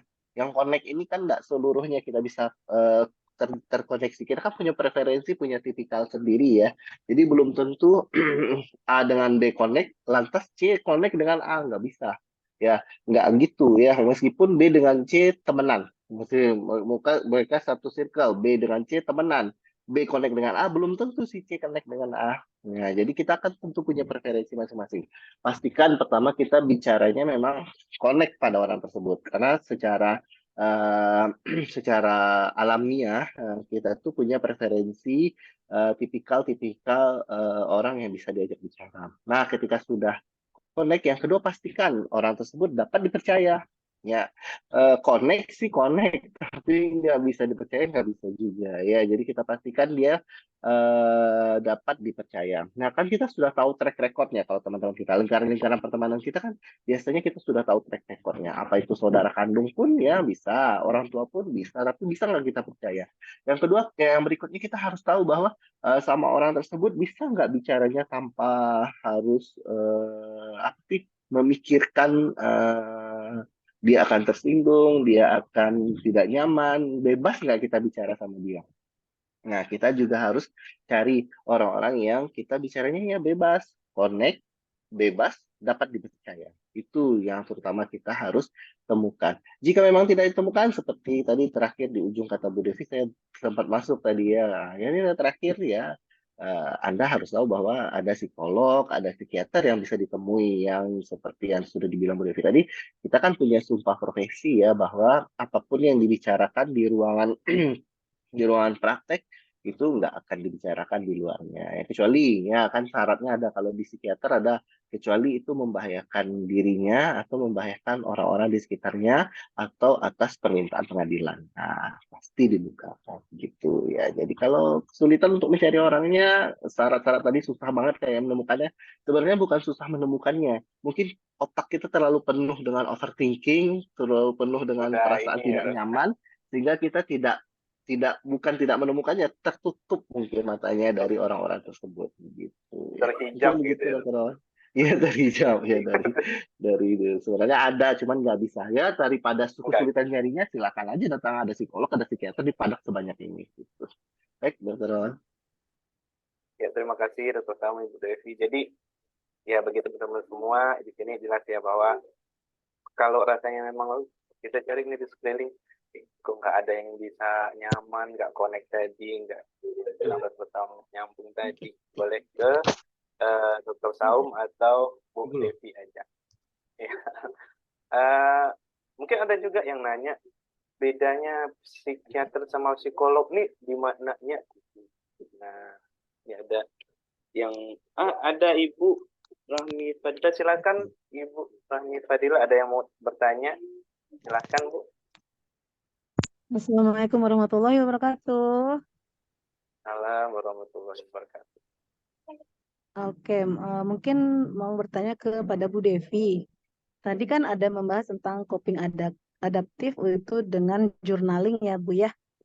Nah itu bagaimana ya cara kita journalingnya ini yang bisa menyembuhkan luka batin gitu. Biar kita bisa sehat mentalnya gitu. Oke, terima kasih Terima pertanyaannya kasih. Kak Rahmi Fadila. Nah, tadi saya sempat menyebutkan ada dua cara untuk journaling. Tidak ada pakemnya, menulisnya seperti apa, ada aturannya atau tidak seperti itu. Jadi kita bebas mau menuliskan apapun dengan format apapun, terserah kita. Bahkan sekarang sudah ada aplikasi di handphone yang bisa di-download tentang journaling ini, yang untuk membantu kalau misalkan Kak Rahmi memang kesulitan mau menuliskan, mau mulainya seperti apa. Tapi biasanya isinya itu ada dua hal. Bisa kita menuliskan apa yang kita rasakan, apa yang kita pikirkan, baik itu nyaman atau tidak nyaman. Kenapa ini dituliskan? Ini menjadi salah satu cara kita untuk mengenali sumber stresor. Kemudian mengenali sensasi atau gejala yang kita rasakan ketika stres itu terjadi. Kenapa? Karena ketika kita sudah tahu, kita sudah kenal, di kemudian hari kalau kita ada di situasi yang kurang lebih sama, kita tahu, oh ini sedang stres nih kayaknya. Perlu melakukan hal ini nih, misal tadi self reward misalnya kata Dokter Saum. Atau jalan-jalan sebentar, refreshing. Seperti itu. Yang kedua, selain expressive writing, ada reflective writing. itu menuliskan apa yang kita pelajari hari ini, apa yang kita syukuri hari ini, apa hal-hal yang sudah baik kita lakukan hari ini. Nah, itu bisa kita tuliskan juga. Ini salah satu bentuk terapi, namanya terapi syukur, itu juga bisa masuk di menuliskan reflective writing ini. Kenapa? Ketika kita sudah bisa berpindah fokus dari hal-hal yang negatif ke hal-hal yang positif, setidaknya itu membantu cara berpikir kita yang tadinya ruwet, penuh, banyak sekali yang dipikirkan, itu jadi lebih terbuka, jadi lebih lapang, sepertinya oh ada solusi lain, ada jalan lain yang bisa dilakukan. Gitu, Kak. Cukup jelas, Kak Ami? Berarti kurang lebih mirip dengan pembuatan diary gitu ya. Tapi Iya, kalau betul. biasanya Kita ya. zaman-zaman kita dulu masih labil itu kan diary-nya isinya sedih-sedih terus gitu. Iya. Nah, biasanya Oh, itu bedanya kan di kita situ. fokusnya, Ini kita iya menulis betul. hasilnya gitu ya. Iya, iya. Oke. Betul, Kak. Evi. Sama-sama. Terima kasih Bu Devi. Eh, um, ya jadi salah satunya kita bikin diary kali harus digencarkan lagi ya Bu Devi ya, kita bikin diary ini. Saya ingatnya dulu waktu itu SMP saya bikin diary. Udah lama kali gitu kan. Iya. Udah Zaman-zaman itu zaman-zaman iya itu remaja tadi. sama-sama. Iya, iya. Jadi udah lama kali tuh nggak bikin diary. Kayaknya memang harus digalakkan lagi kita bikin diary. Tapi tentu nggak di buku lagi. Kalau dulu kan di buku gitu kan, tiba-tiba bukunya hilang, ketemunya sama teman. Terus habis itu temannya baca, malu sendiri. Kebongkar semua. Ya, kebongkar semua. Nah, kalau dulu tuh kan waktu kecil-kecil kadang diary-nya lagi suka sama si ini nih gitu kan. Jadi malu untuk buka. Ya, baik. Mungkin ada pertanyaan lain dari semua yang hadir sekarang. Iya, ada pertanyaan nih Dokter Saum dari Surah. Ketika mengalami demotivasi yang sering menimbulkan perasaan tidak enak seperti sering merasa lelah, tidak semangat dalam menjalani sesuatu, bahkan cenderung muncul perasaan mudah marah, baiknya bagaimana cara agar keluar dari fase ini? Nah, ke Dokter Saum dulu kali ya. Kalau lagi demotivasi, gimana tuh Dok? Baik, terima kasih atas pertanyaannya. Saya baca dulu nih, panjang tadi soalnya. Nah, kalau kita mengalami situasi demotivasi ya, kan jadinya kita memang terperangkap dalam situasi tidak nyaman dan tidak mau tidak bergerak istilahnya ya, kurang kehilangan motivasi. Nah, di saat ini kalau dari saya kita perlu sebentar untuk mengambil rehat ya. Kita tuh biasanya dimotivasi karena sesuatu yang menekan kita, sesuatu yang membuat kita stres ya. Baik itu target dari kita sendiri ya yang ternyata kurang realistis atau target dari orang lain atau burnout terlalu penuh. Ya, nah pertama beri ruang dulu tuh Anda ya, semua orang butuh waktu untuk pulih dari apapun itu. Ya, semua orang punya kemampuan untuk pulih sendiri. Ya, kita coba dulu beri ruang untuk Anda. Kerjakan sesuatu yang tidak berhubungan dulu dengan apa yang harus kita kerjakan saat ini. Ya, sehingga misalnya demotivasinya itu berkaitan dengan perkuliahan atau dengan skripsi atau dengan target-targetan tertentu. Kita berhenti dulu sejenak. Istilahnya kalau kita tuh berhenti sejenak. Ya, kita berhenti sejenak dari ruwetnya target-target kita. Kita berhenti sejenak dari panjangnya perjalanan kita. Kita berhenti sejenak dari eh, penuhnya hiruk pikuk kehidupan kita. Kita berhenti sejenak, beri ruang untuk diri kita, ya sekedar diam untuk menikmati makan sore Anda atau makan malam Anda atau makan siang di tempat yang berbeda dari biasanya sendirian dan memberikan waktu. Nah, ketika setelah seperti itu maka kita lakukan yang tadi saya bilang tadi adalah self observasi atau journaling, dia juga boleh ya. Kita list sebenarnya apa saja sih yang sebenarnya harus saya lakukan saat ini? Nah, kita list ya. Kita lihat dulu nih, apa aja yang mesti saya lakukan. Skripsi, apalagi kuliah, apalagi misalnya berkunjung ke sana, ini itu semuanya kita list. Kemudian kita eh, list lagi apa itu tantangannya. Apa sih yang membuat kita tidak menghambat atau menghalangi pergerakan kita. Kita list lagi. Saya merasa capek, saya merasa bosan, saya merasa tidak enak, saya merasa gagal, saya merasa apa, semuanya tuliskan. Lalu tuliskan apa saja yang bisa Anda lakukan untuk menghindarinya. Nah, kita coba untuk mengurangi ini, saya akan melakukan, misalnya saya akan bertemu dengan si Anu untuk ngobrol. Saya akan jalan ke sana. Saya akan pulang kampung dulu, boleh juga. Saya akan apa dulu untuk sedikit membantu Anda menghilangkan rasa ini. Kemudian setelah itu Anda lakukan, Anda coba list dari yang Anda kerjakan ini mana yang paling prioritas. Nah, dari mana yang prioritas yang mau dikerjakan terlebih dahulu. Jika yang prioritas itu terasa sulit, pindah ke yang berikutnya. Mana yang paling mudah dikerjakan dalam waktu dekat. Jadi kita bikin skala prioritas paling mendesak dan paling mudah dikerjakan untuk dikerjakan. Jadi kita kerjakan apa yang bisa kita kerjakan dulu. Ya, karena pada kondisi kita tidak mengobservasinya seperti itu, semuanya campur aduk kalau kacau semuanya sehingga kita tidak bisa mengurutkannya, nggak tahu kita mau ngerjakan apa.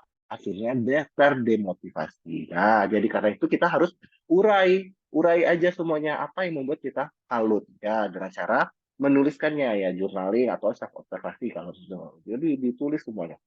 Nah, jika kemudian situasi-situasi tersebut tidak membantu, ya sudah Anda usahakan seperti itu tidak membantu dan berlarut-larut, ya tidak bahkan mulai terjadi prokrastinasi alias menunda sesuatu yang bahkan sudah waktu lewat dari masanya, nah, itu sebaiknya mungkin segera bertemu dengan kami-kami ini ya, dengan psikolog atau dengan psikiater.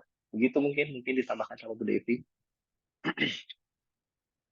Iya, kurang lebih sama seperti dokter Saung karena dari pertanyaannya ini sepertinya kondisinya burnout memang ya dok ya, demotivasi terus muncul perasaan lelah, tidak enak, tidak semangat menjalani sesuatu. Coba tadi sudah beberapa dijelaskan oleh dokter Saung, memang mengatur skala prioritas dan sekali lagi tidak semuanya harus kita selesaikan semua. Boleh kok satu-satu dulu, nggak harus selesai semua di hari ini misal, karena itu kan jadinya tuntutan untuk diri sendiri, akhirnya jadi tambah beban, tambah berat, akhirnya perasaan lelahnya bukannya hilang malah tambah lelah jadinya gitu. Mulai berempati dengan kondisi diri sendiri juga. Kita biasanya lebih mudah empati ke orang lain, tapi ke diri sendiri kadang suka lewat, suka ke skip. Padahal diri sendiri juga butuh istirahat, butuh jalan-jalan dulu, butuh ngobrol sama orang. Kalau udah seharian di depan laptop, misal skripsian atau bikin laporan, nggak ketemu manusia yang sebenarnya. Nah, itu udah butuh untuk di charge lagi energinya. Butuh kegiatan-kegiatan yang lain yang membantu kita keluar dulu dari tekanan atau beban pekerjaan yang sudah membebani selama ini. Gitu. Ya, untuk yang bertanya siapa yang Mbak atau Mas Isra, nggak tahu karena nggak ada videonya. Ya, terima kasih kita kepada tahunan Devi. Jadi gitu ya. Iya. Untuk selanjutnya mungkin karena waktunya kalau lagi diskusi kayak gini, ngobrol enak kayak gini cepat berlalu dan ya udah. Sekarang nggak terasa udah hampir setengah 6 dan kita masih ada beberapa rangkaian acara lagi. Mungkin kalau yang masih ada pertanyaan bisa dikirimkan ke chat nanti. Kalau ada ya kita mengadakan acara lagi mungkin bisa dibahas ya selanjutnya. Tapi kalau tidak mungkin nanti kita bisa rangkumkan dan kita bisa bahaskan pada penanya. Mungkin itu aja kita akhiri untuk diskusi kita kesempatan kali ini ya Bapak Ibu. Maaf ini sebenarnya jadwalnya cuma sampai 17.10 tapi udah ngaret ini 17.23 tapi nggak apa-apa ya karena kadang kalau diskusinya lagi enak nyantai terbanyak walaupun sebenarnya mungkin masih sangat banyak yang menjadi pertanyaan bagi Bapak Ibu dan tentang pribadi juga masih memiliki beberapa pertanyaan, tapi karena waktu, kita lanjutkan untuk ke acara berikutnya, yaitu teknik relaksasi. Ini salah satu cara untuk instan ya, untuk meredakan stres. Ini akan dipimpin oleh Uninia. Kepada Uninia kita persilakan. Terima kasih Dokter Wawan. Kenapa kita selipkan ya relaksasi ini di akhir? Karena dari tadi Dokter Saum menjelaskan dan Bu Devi menjelaskan gitu. Sebenarnya saya merasa ini sebenarnya sudah ini sekali ya, sudah komplit gitu. Rasa-rasanya untuk hal-hal yang P3K-nya dalam kita kesehatan mental itu sudah hampir terjawab gitu ya, yang disampaikan oleh Dokter Saum dan Bu Devi gitu. Cuma memang yang paling sering, kalau saya di sini memang istilahnya jadi konselor ya Dokter Saum ya. Jadi misalnya kalau dibilang asisten psikolog belum nyampe asisten psikolog gitu, tapi lebih ke kawan carito lah gitu. Jadi kalau di rumah konseling gitu ya, di sini kalau kita menunggu waktu psikiater dan psikolog kan harus buat janji temu terlebih dahulu gitu. Jadi memang kalau di rumah konseling ini di rumah kawan, kami menyediakan teman-teman yang kami butuh teman cerita. Oke, silahkan datang gitu. Jadi beberapa teman-teman yang datang itu saya udah datang ke psikolog, saya udah datang ke psikiater gitu. Mereka sudah memberikan ini atau saya sudah belajar ini, saya sudah sudah melihat ke sini menonton ini dan teorinya sudah banyak gitu. Tapi kenapa sih nggak bisa tercapai keinginannya gitu? Kenapa saya masih belum sehat mental gitu? Padahal saya udah tahu teorinya, bahkan beberapa itu teman-teman dari psikologi atau teman-teman dari kedokteran gitu. Sebenarnya yang kami tangkap sederhananya, karena memang teman-teman sendiri yang pertama tuh nggak rileks gitu. Kenapa nggak rileks? Yang tadi Bu Devi sampaikan gitu, masih banyak cabang-cabang pikiran. Kalau dalam istilah sederhananya tidak mindful gitu. Teman-teman tuh tidak menyadari apa yang sedang dialami gitu. Jadi ketika teori-teori berdatangan, misalnya diminta untuk eh, coba untuk tidak memikirkan apa yang tidak bisa teman-teman kontrol gitu. Nggak bisa, saya masih burn out gitu. Jadi yang paling sederhana memang harus relax dulu. Kita berusaha untuk biarkan dulu kita merasakan diri kita apa adanya gitu. Dan dari beberapa sesi yang saya rasakan, bahkan saya udah nggak tahu loh rasa saya seperti apa. Saya hampa loh gitu. Jadi mari kita coba untuk merasakan lagi diri kita seperti apa. Jangan terlalu sering malah kalau untuk para dokter memikirkan pasiennya, tapi lupa untuk memikirkan diri sendiri. Tadi yang disampaikan Dokter Saum luar biasa ya. Kadang-kadang hobi perlu tuh. Dan kami bertiga nih, Pak Dokter Saum dan Bu Devi, kami bertiga ini alumni Bandung sebenarnya ya. Kita kalau di Bandung itu kan tempat relaksasinya sangat luar biasa ya. Kita jalan-jalan di gazebo aja atau ada di taman-tamannya itu udah rileks gitu. Tapi di Padang memang cuacanya juga lebih panas ya. Kalau di Bandung kita kan lebih sejuk, apalagi kalau udah main ke Lembang aja itu udah jadi relaksasi buat kita gitu. Jadi saya akan putarkan video yang sebenarnya kalau teman-teman mau menjalankan video ini dengan benar-benar menghadirkan hati, menghadirkan rasa, itu sebenarnya sangat powerful sebenarnya ya. Tapi mari kita coba dulu. Saya akan putarkan. Nanti akan terlihat tuh mana teman-teman yang benar-benar mencobakan atau yang enggak. Akan ada efeknya atau tidak.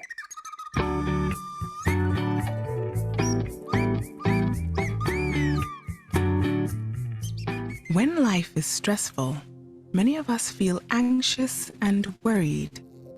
This is normal, but can leave us with some big, uncomfortable feelings. It can even leave us short of breath.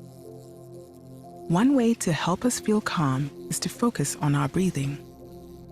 Breathing is something that we do all the time without even noticing. But did you know that when you breathe deeply? Jadi banyak dari kita bernafas, tapi hanya sekedar bernafas. Tidak menyadari kalau nafas kita ini sebenarnya salah satu hal yang harus kita syukuri gitu. Jadi sebentar lagi kalau teman-teman bisa memposisikan dirinya dengan rileks, mari kita rasakan nafas kita seperti apa. Nanti akan diminta untuk bernafas, kemudian menahan nafas, kemudian setelah itu menghembuskannya. Silahkan teman-teman cari posisinya yang enak, yang nyaman, yang kata Bu Devi atau Pak Dokter Saum tadi, ototnya dirilekskan gitu.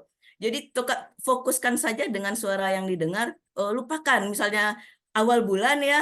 Ini sebenarnya awal bulan kan bagus ya, kalau masih ada piutang-piutang atau tagihan-tagihan kita lupakan dahulu sejenak gitu. Mari kita fokuskan dengan apa yang didengarkan dan kita rasakan nafas kita. It sends a message to your brain to relax. Let's see how it works. Follow the bee on the screen. Breathe in as the bee moves up one side of the square. Hold your breath as the bee moves across the top. Breathe out as the bee moves down. Then hold your breath as the bee moves across the bottom of the square. Let's practice together. Breathe in. Hold your breath. Breathe out. Hold your breath. Repeat as many times as you wish. Practice this square breathing at home and calm your mind.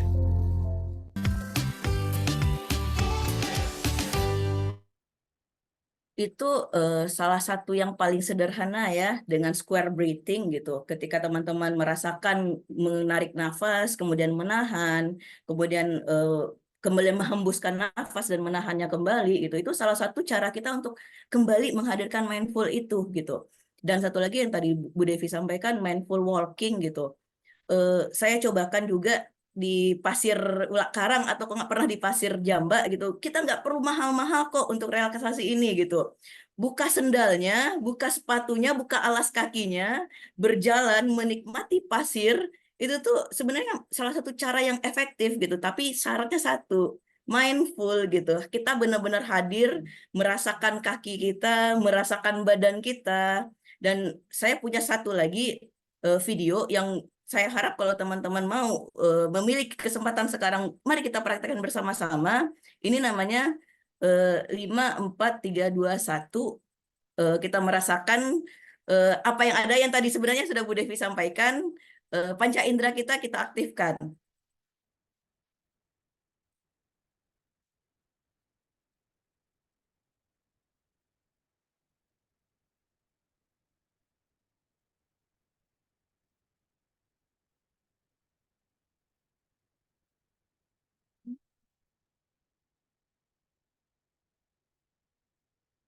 Suaranya terdengar tidak? Belum ya? Oke. Belum. Tidak terdengar. Stop.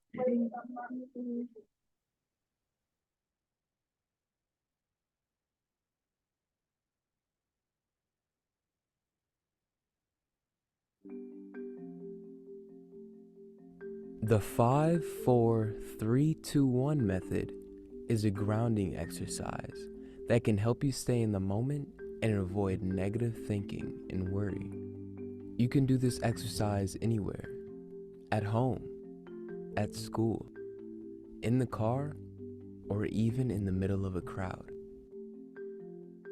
You can do it sitting, standing, or laying down. Counting down from 5, use your senses to list things around you.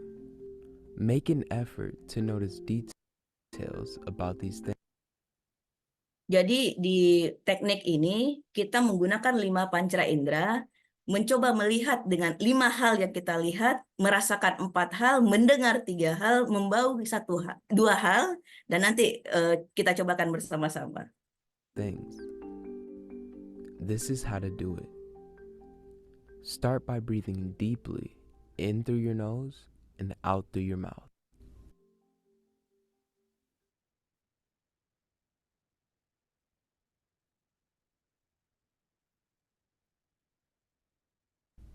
Then slowly look at your surroundings.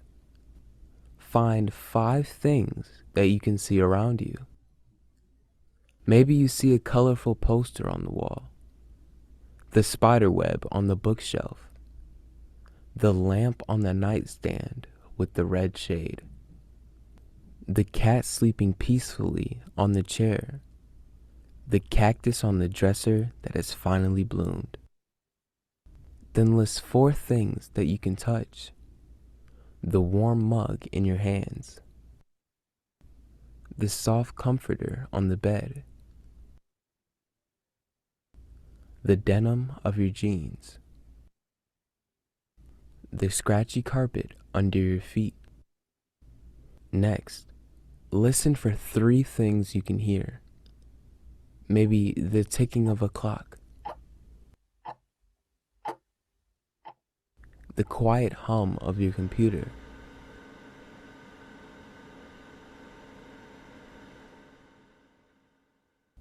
the sound of traffic from outside.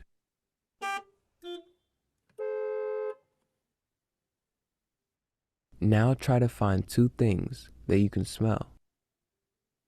The tea in your mug, the clean scent of your clothes. Finally, list 1 emotion that you feel. This is a way to ground yourself so you can feel present in the moment and in control of your surroundings.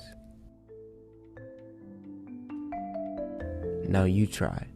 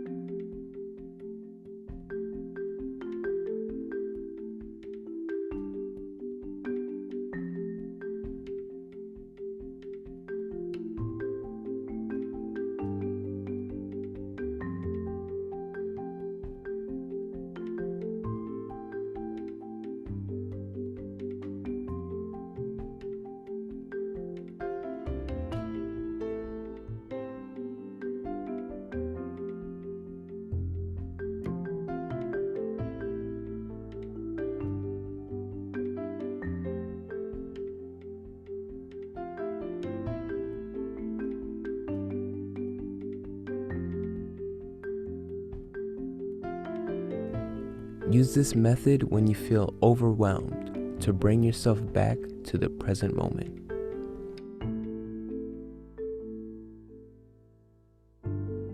Oke, alhamdulillah sudah selesai ya praktiknya. Itu teman-teman nanti insya Allah akan merasakan. Karena saya pribadi dulu termasuk orang yang denial. Masa sih dengan bernafas aja kita bisa relax gitu? Atau masa sih hanya dengan merasakan, mendengar, membawi.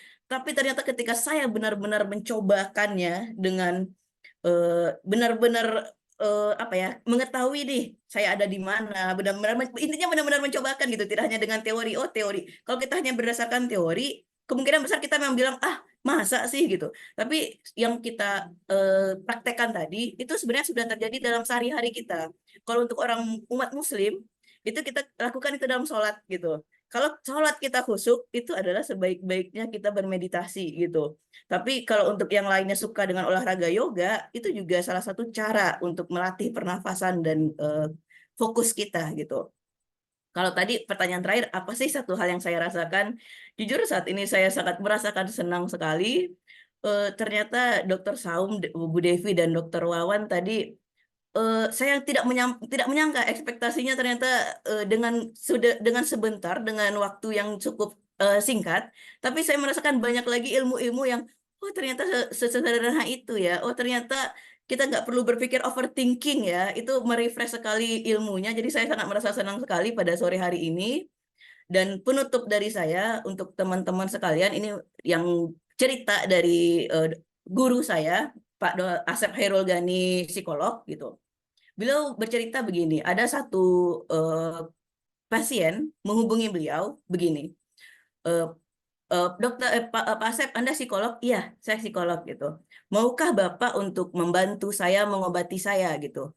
Silakan, apa keluhan Anda? Saya sudah berobat kepada psikolog dari UI, psikiater dari Unpad, pokoknya semua universitas besar dia sebutkan. Saya sudah berobat ke psikolog, sudah berobat ke psikiater, tapi saya tidak kunjung sembuh.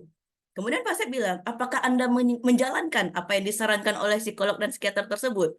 pasien ini bilang, klien ini bilang, calon klien ini bilang, tidak Pak.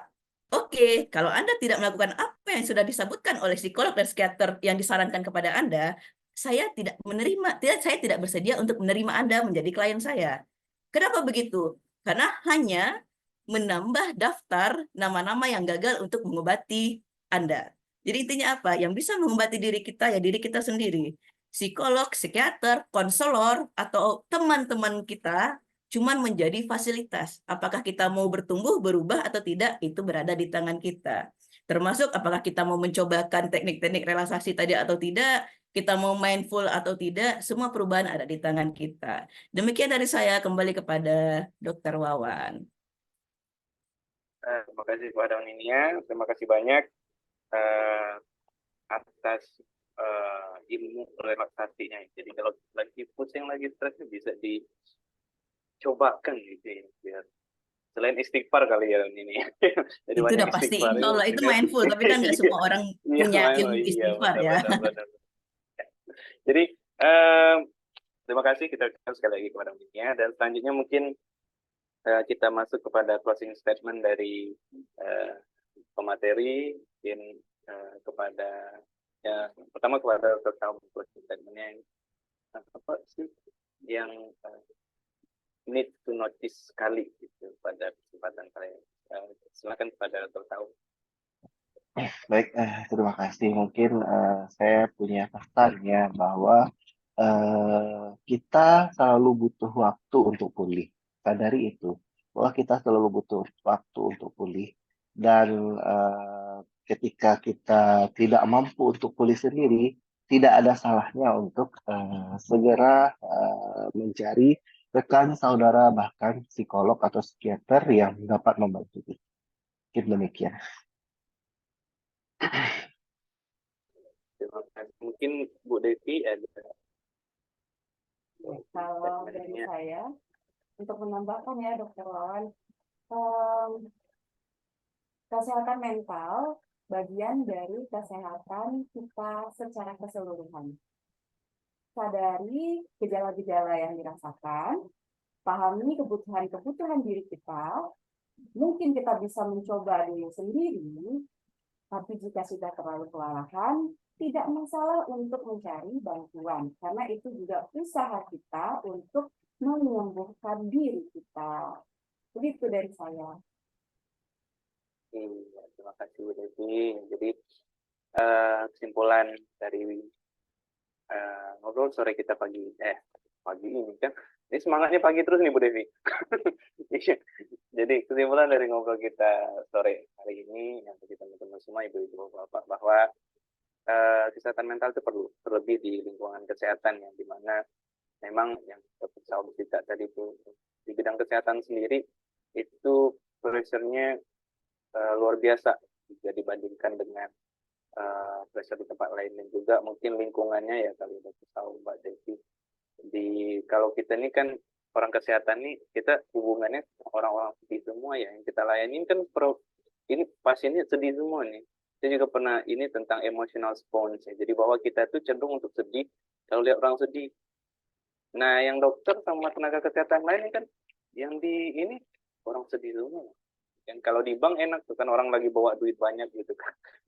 Hatinya seneng gitu. Kalau di bank, makanya orang bank kali jarang stres kali ya. Nah, lihat duit terus kan. Kalau kita mau lihat duit kan seneng. Jadi memang pada petugas kesehatan itu cenderung pressure-nya mungkin lebih, yang berkembang tadi kurikulumnya yang padat, yang ketat, kemudian juga lingkungannya itu menambah pressure yang tentunya beda dengan sektor-sektor esensial lainnya tentu. Ya, mungkin itu yang dapat kita sampaikan pada kesempatan kali ini. Saya mohon maaf jika ada kesalahan, dan kepada Dr. Salma, Dr. Jiwa, terima kasih banyak, Mbak. Terima kasih banyak juga kepada Ibu Devi Aryani. Ya, semoga acara-acara kayak gini bisa kita langsungkan lebih banyak ya ke depannya, karena sangat penting saya rasa Bu Devi ya, bahwa kita kembali sadar tentang mental health ini. Terlebih karena kasus kemarin yang sempat adik kita itu sampai sempat suicide dan itu masuk berita, itu sangat menyedihkan sekali rasanya. Dan kita tidak ingin hal itu menjadi berulang. Makanya kita coba untuk lebih awake dan lebih aware tentang hal ini. Terima kasih juga kepada Uninia yang sudah membantu terwujudnya acara ini. Terima kasih banyak semua yang sudah hadir. Dan terakhir mungkin kita foto bersama ya Ninia ya. Kalau bagi yang bisa buka kameranya, silakan dibuka kameranya. Kalau enggak juga enggak apa-apa. Ya kita foto aja. Bagi yang bisa buka kameranya, silakan buka aja. Kita pengen lihat juga. Ya, ada Bapak Roy. Ya, sudah lama nggak kelihatan Bapak Roy. Ya, mungkin di foto aja Bun ya. Silakan, mari. Ya, kita print screen saja. 1, 2. 1, 3. Oke, sudah. Dan sekali lagi kita ucapkan terima kasih kepada para pemateri, Dr. Edi Salman, spesialis kedokteran jiwa, Ibu Devi Aryani, kemudian kepada Uninia, dan kepada semua yang sudah hadir pada kesempatan kali ini. Semoga apa yang kita bicarakan dan kita ngobrol sore hari ini bermanfaat bagi kita semua, dan juga mungkin bagi teman-teman yang bisa butuh ini, kita bisa bagi nih ilmu yang kita dapat sore hari ini. Ya, semoga bermanfaat. Dari saya undur diri. Sekali lagi terima kasih banyak kepada pemateri. Enggak intinya terima kasih. Saya tutup aja ya Dokter Bu Nia ya. Saya aja yang tutup, Dokter Wawan. Oh, Ibu aja yang tutup. Oh ya, dikembalikan kepada Oke. pembawa acara. Nanti salah pun moderator aja yang tutup. Jadi dikembalikan kepada Unia. Terima kasih Unia. Sama-sama, Dokter Wawan. Terakhir dari saya, kemarin waktu kita melakukan formulir pendaftaran, itu sebenarnya sangat banyak keluhan yang muncul gitu. Tapi mungkin teman-teman masih sangat malu untuk mengutarakannya di ruang publik seperti ini. Kalau teman-teman memang butuh, kalau di rumah konseling kita di Air Tawar itu ya, di Rumah Kawan atau di BIC Padang, itu kita terbuka. Silakan nanti teman-teman atau mau dijadwalkan dengan psikolog bisa. Kalau dengan psikiater itu Pak Saum juga prakteknya tidak ada di Jamil, tidak hanya di Jamil bisa jadwalkan, tapi memang kalau untuk BPJS memang harus lewat Vaskes tingkat 1 gitu. Jadi teman-teman kalau hanya sekedar ngobrol, untuk sekedar ngobrol, insya Allah saya sendiri dengan teman-teman konselor lain di sini insya Allah masih bisa gitu. Hanya sekedar bertukar pikiran silahkan gitu, karena ada pernah kejadian teman saya, dia mendapatkan chat dari orang yang tidak dikenal, dibilang saya ingin bunuh diri gitu. Akhirnya teman saya menemui orang tersebut, ngobrol selama 45 jam.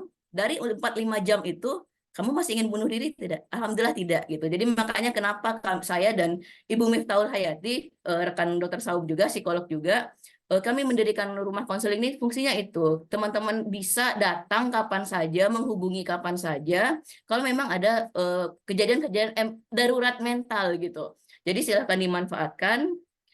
Demikian saja. Oh ya, ini pesan kalau ada teman-teman yang bisa mau mengisi evaluasi, lebih kepada sertifikat ya. Teman-teman yang membutuhkan sertifikat silakan mengisi evaluasi. Tapi kalau yang lainnya juga ingin mengisi evaluasi sangat boleh sekali ya. Karena kita seperti yang tadi dibilang oleh Dokter Wawan gitu, kalau bisa kegiatan-kegiatan ini diperbanyak, psikoedukasi seperti ini sebenarnya sangat mencerahkan gitu. Siapa tahu selama ini terjadi hal-hal yang di luar keinginan kita karena belum tercerahkan teman kita di luar sana. Akhir kata, saya dari MC dan segenap kru yang bertugas mengucapkan terima kasih kepada narasumber dan kepada moderator, Dokter Wawan yang benar-benar menginisiasi agar ini harus jadi, acaranya harus jadi gitu, karena stresor kami ini memang luar biasa gitu. Dan ini acaranya kami rekam, insya Allah nanti akan kita upload ke YouTube. Jadi teman-teman para dokter dan para medis lainnya yang merasakan ini kayaknya bermanfaat, silahkan nanti share kepada teman-temannya. Nanti kita share link YouTube-nya. Demikian saja, kita tutup dengan doa kafaratul majelis. Assalamualaikum warahmatullahi wabarakatuh. Selamat sore semua. Assalamualaikum warahmatullahi wabarakatuh. Terima Terima kasih kasih banyak. Wawan, Bu Nia, Bu Devi. Halo, Bu Saya Devi. izin lead ya. Ya, Bang. Izin juga Terima kasih, semuanya. Bu Terima Devi. kasih banyak. Terima kasih Dokter Wawan. Terima kasih, Bu Devi. Hari, Assalamualaikum. Waalaikumsalam warahmatullahi wabarakatuh.